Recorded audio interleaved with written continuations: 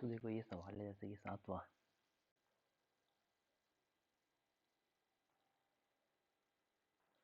तो ये 7वां सवाल इसमें क्या दे रखा है कि हमारे पास दो संख्याएं हैं, उनके वर्गों का अंतर क्या है, 180 है। और फिर दूसरी कंडीशन दे रखी है कि छोटी संख्या का वर्ग बड़ी संख्या का 8 गुना है। तो दोनों संख्याएं ज्ञात करो। तो इसमें सबसे पहले हमने क्या कर लिया, माना बड़ी संख्या क्या है, बड़ी संख्या बराबर x और छोटी संख्या कितनी मान ली हमने, y मान ली। अब प्रश्नानुसार क्या बोल रहा है, अब प्रश्नानुसार बोल रहा है हमारे पास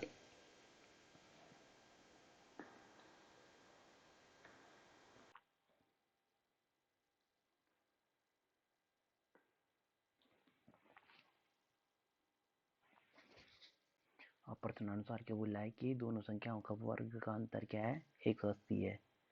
तो अब दोनों संख्याएं लिख दी हमने, बड़ी संख्या में से छोटी संख्या घटाई का वर्ग, तो ये हो गया 180, ये हो गया पहली समीकरण।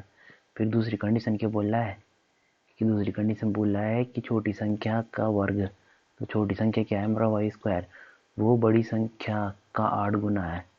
तो ये तो हमारा दूसरी समीकरण। अब इसको यहाँ रख दो समीकरण में, समीकरण 1 में वाई स्क्वायर का मान रखने पर, तो जैसे हमने वाई स्क्वायर का मान रखा किसमें,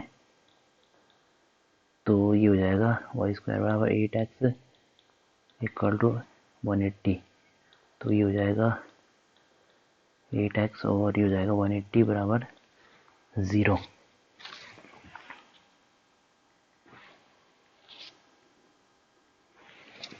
तो ये क्या हो जाएगा,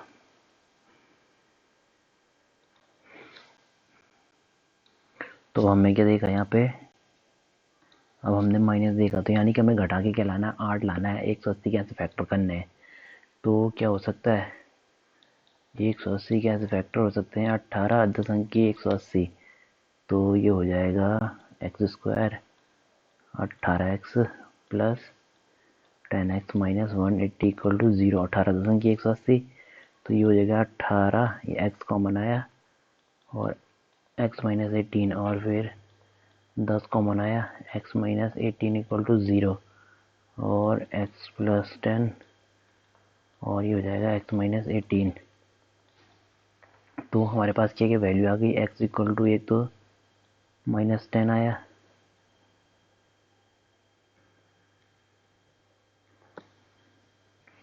एक क्या है x इक्वल टू माइनस 10 आया, और फिर एक x इक्वल टू 18 आया। तो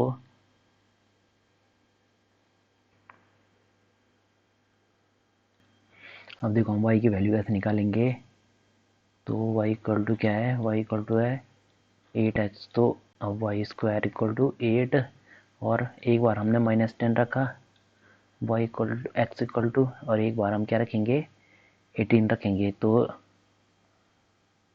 वाई स्क्वायर इक्वल टू ये कितना हो जाएगा -80, और वाई इक्वल टू कितना हो जाएगा ये माइनस रूट -80। तो यानी कि वाई इक्वल टू तो ये हो नहीं सकता, वो एक्स इक्वल टू ये तो हो नहीं सकता। तो ये वाली वैल्यू क्या है हमारे पास गलत आ रही है, क्योंकि हम जानते हैं कि किसी भी संख्या का वर्ग, चूंकि किसी भी संख्या का वर्ग हमेशा एक धनात्मक संख्या होती है,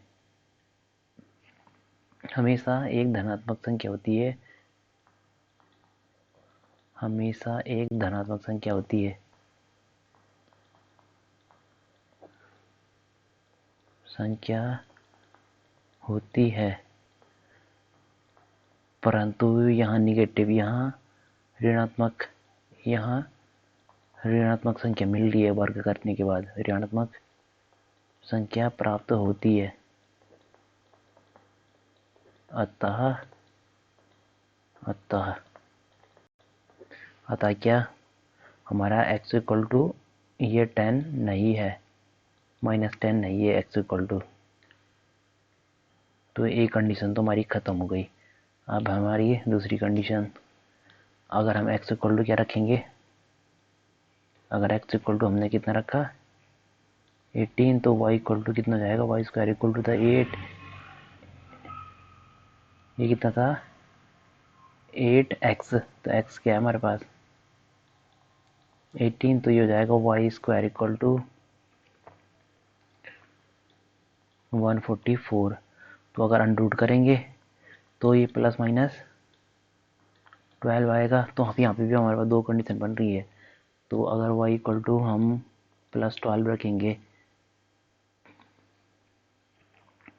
और y इक्वल टू -12, तो दोनों आ रहे हैं, तो ये दोनों कंडीशन आ रही है, तो x इक्वल टू यहाँ पे भी 18 होगा और y इक्वल टू यहाँ पे भी 18 होगा। भैया ये है x, तो ये दोनों कंडीशन सही है। x और y की वैल्यू क्या आ गई हमारे पास,